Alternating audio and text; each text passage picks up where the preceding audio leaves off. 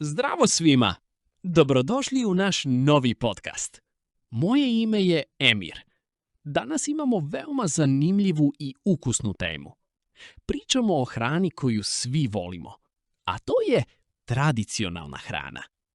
Sa mnom je moja prijateljica Hana. Zdravo Hana, kako si danas? Da li si spremna za razgovor o kuhinji? Zdravo, Emire. Odlično sam, hvala na pitanju. Uvijek sam spremna za razgovor o dobroj hrani, a posebno o onoj tradicionalnoj. To je tema koja spaja ljude. Hrana je dio naše istorije i naše kulture. Svaki recept ima svoju priču. Tako je. Hrana nije samo energija za naše tijelo. Hrana je ljubav, porodica i tradicija. Svaka zemlja na svijetu ima nešto posebno na stolu. Na Balkanu imamo veoma bogatu i raznoliku kuhinju. Hana, šta za tebe znači prava domaća hrana? Za mene je to hrana koja se priprema s ljubavlju i polako. Danas svi jedu brzu hranu jer nemaju vremena, ali tradicionalna jela traže strpljenje. Na primjer, dobar grah ili prava domaća pita ne mogu biti gotovi za 10 minuta. To su recepti naših baka koji se prenose generacijama. Slažem se. Brza hrana je praktična, ali ona nema dušu. Ja najviše volim miris svježeg hljeba rano ujutro. Sjećam se kako je moja baka pekla hljeb u staroj rerni. Taj miris bi ispunio cijelu kuću i dvorište. Da li ti, Hana, voliš provoditi vrijeme u kuhinji? Volim, ali nažalost nemam vremena svakog dana. Ipak, vikendom uvijek kuham nešto posebno. To me opušta nakon radne sedmice. Kuhanje je za mene kao neka vrsta umjetnosti. Emir, koje je tvoje apsolutno omiljeno tradicionalno jelo? To je veoma teško pitanje, jer volim skoro sve. Ali ako moram birati jedno, to su sigurno ćevapi. Ćevapi su simbol naše kuhinje u cijelom svijetu. Svaki grad ima neku svoju malu tajnu, ali su svuda nevjerovatno ukusni. Ćevapi su legendarni, to je istina. Ali ja mislim da su pite još važnije za naš identitet. Kod nas postoji staro pravilo. Ako ne znaš napraviti dobru pitu, onda ne znaš stvarno kuhati. Postoji toliko vrsta. Burek, sirnica, zeljanica, krompiruša.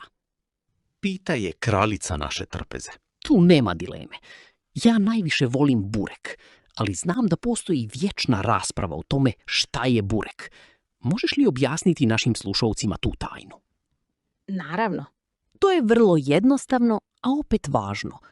Burek je samo onaj sa mesom. Sve ostalo su pite.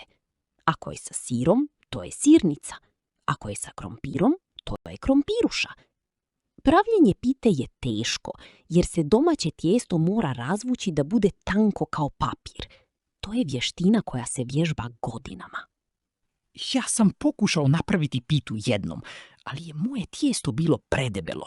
Izgledalo je kao obični hljeb, ali ukus je ipak bio dobar, jer sam stavio mnogo domaćeg sira. Pitu je najbolje jesti dok je vruća, uz čašu hladnog jogurta. Šta misliš o tome? Jogurt je obavezan dodatak. Također, pite su praktične jer su ukusne i kada se ohlade. Ljudi ih često nose na posao, na izlete ili na duga putovanja. Emir, šta misliš o sarmi? Sarma je kraljica zime, zar ne? Sarma je fantastična. Meso i riža zamotani u listove kiselog kupusa. To je jelo koje je još bolje kada se podgrije drugi ili treći dan. Moja porodica uvijek pravi ogromnu šerpu sarme za praznike. To je tradicija koja spaja sve generacije za stolom. Slažem se, sarma nas grije tokom hladnih zimskih dana. To je jako jelo koje nam daje snagu. U sarmu obično jedemo pire krompir ili domaći kukuruzni hljeb. To su ukusi koji se ne zaboravljaju. Hana, moramo pričati i o jelima koja se jedu kašikom. Čorbe su veoma zdrave za naš stomak.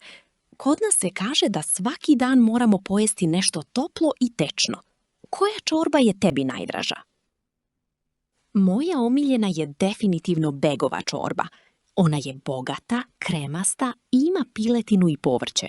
To je svečano jelo koje se često služi na svadbama i proslavama.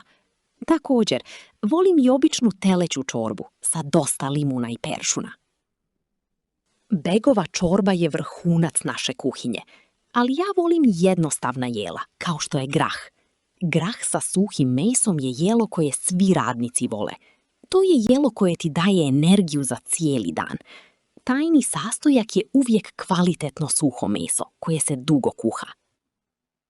Grah je legendaran, tu se slažemo, ali moramo spomenuti i bosanski lonac. To je zanimljivo jelo jer se sve povrće i meso stavlja u jedan veliki lonac i kuha se satima na laganoj vatri. To je veoma zdravo jer se sve kuha u vlastitom soku, bez mnogo masnoće. To je istina. Tradicionalna kuhinja koristi mnogo svježeg povrća sa naših polja. Ali, Hana, gdje ti kupuješ povrće? Ja mrzim kupovati paradajz u supermarketu jer nema nikakav miris. Ja subotom uvijek idem na pijacu. I ja isto. Pijaca je srce svakog grada. Tamo miriše na svježu papriku, luk i začinsko bilje. Volim pričati sa ljudima koji sami uzgajaju tu hranu. Oni znaju tačno kada je krompir izvađen iz zemlje. Ta hrana je lijek za naše tijelo. Tako je. Moja baka je živjela 90 godina jer je jela samo ono što sama uzgoji u svojoj bašti. Danas je takva hrana luksuz, ali moramo se truditi da je pronađemo.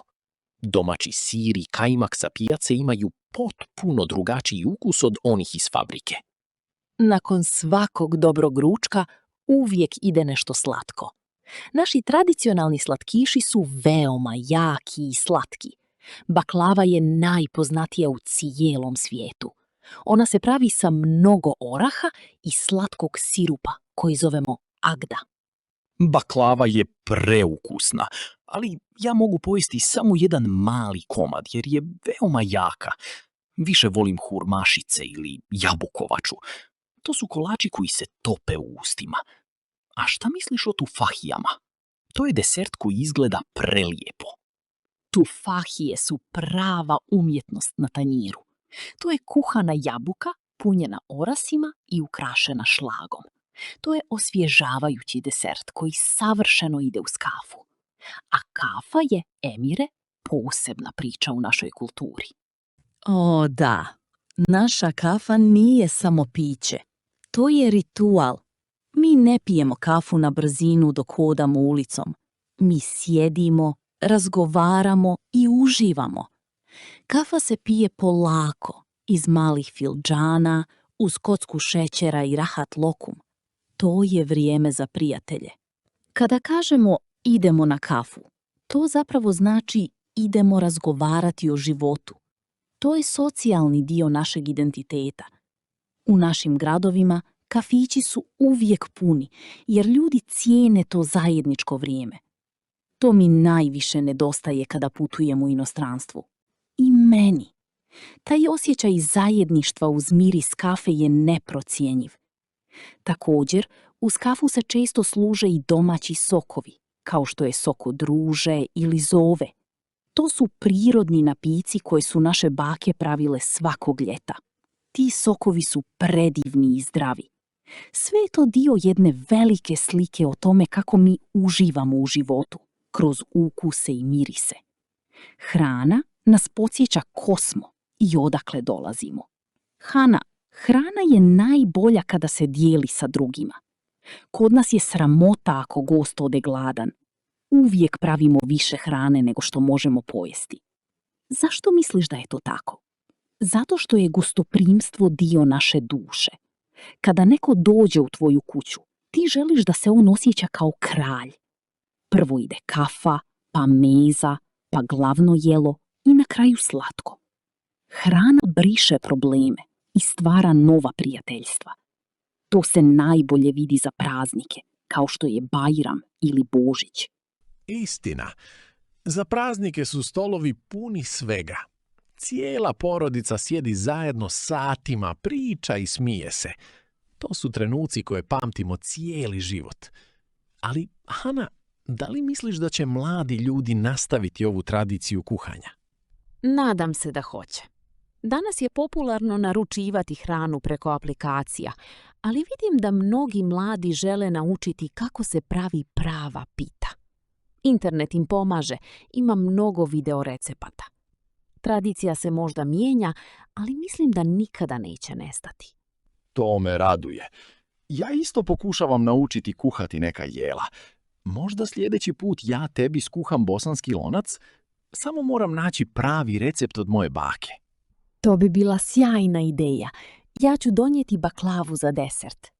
Dragi slušaoci, čuvajte vaše porodične recepte. Pitajte vaše majke i bake kako se kuhaju vaša omiljena jela.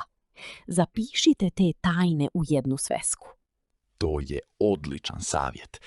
Hrana je naš identitet. Hvala ti, Hana, na ovom prelijepom i ukusnom razgovoru. Sada sam zaista jako gladan nakon ove priče. Hvala i tebi, Emire. Idemo odmah na ručak. Dragi slušaoci, uživajte u vašoj hrani i pišite nam koja su vaša omiljena